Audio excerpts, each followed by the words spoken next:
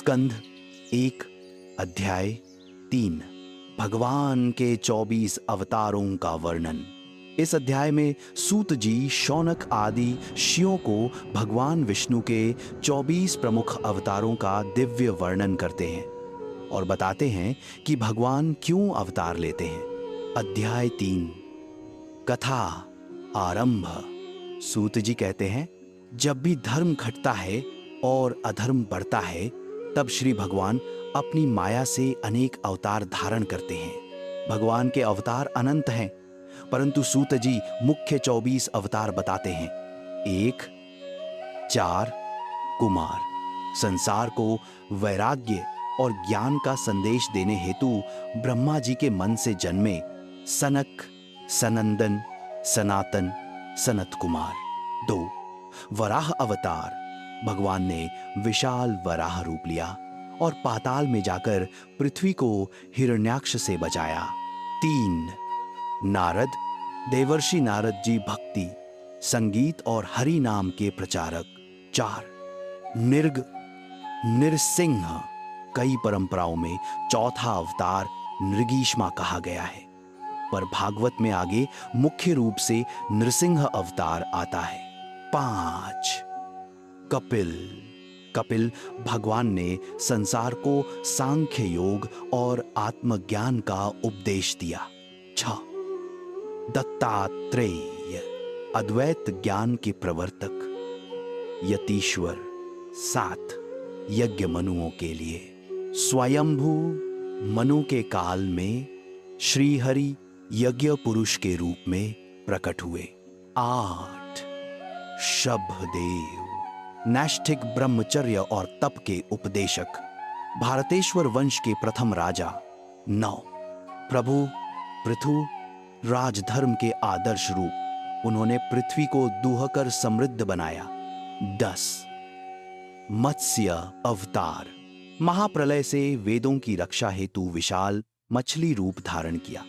11 कूर्म अवतार, समुद्र मंथन में मंदराचल को अपनी पीठ पर धारण किया।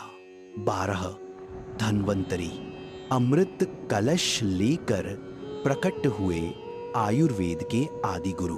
13 मोहिनी, अमृत का सही वितरण करने हेतु देवी रूप में प्रकट हुई। 14 नर नारायण, बद्रीनाथ के दिव्य तपस्वी, धर्म और तपस्या की शक्ति के आदर्श। 15 भगवान हयग्रीव, ज्ञान और वेदों की रक्षा के लिए प्रकट हुए। 16 भगवान विभु, तपोयोग का मार्ग दिखाने हेतु अवतार। 17 भगवान प्रहलाद, यहां मुख्य प्रवाह फिर नृसिंह अवतार की ओर जाता है। नृसिंह अवतार, भगवान ने आधा नर आधा सिंह रूप में प्रकट होकर भक्त प्रहलाद की रक्षा की और हिरण्यकशिपु का वध किया। 18 वामन अवतार, दैत्यों के राजा बलि से तीनों लोक पाकर देवताओं को राज्य प्रदान किया। 19 परशुराम, क्षत्रियों के अत्याचार मिटाने हेतु प्रकट हुए, शस्त्र विद्या के महान आचार्य। 20 श्री राम, मर्यादा पुरुषोत्तम राक्षसों का संहार, धर्म की स्थापना और आदर्श जीवन का संदेश। 21 श्री कृष्ण, सर्वोच्च पूर्णावतार, उनकी लीलाएं प्रेम, ज्ञान, गीता, करुणा सभी संसार का कल्याण करते हैं। 22 बलराम, कृष्ण के दिव्य सहचरी, शक्ति स्वरूप, हल और मुकुट उनके प्रतीक। 23 बुद्ध, अहिंसा और करुणा का उपदेश देने हेतु प्रकट हुए। 24 कल्कि, कलयुग के अंत में प्रकट होकर अधर्म का नाश करेंगे। अध्याय की अंतिम शिक्षा। सूत जी कहते हैं, भगवान के ये अवतार जीवों का कल्याण करने हेतु होते हैं। जो मनुष्य इन दिव्य लीलाओं को सुनता है वह जन्म मृत्यु के चक्र से मुक्त हो जाता है।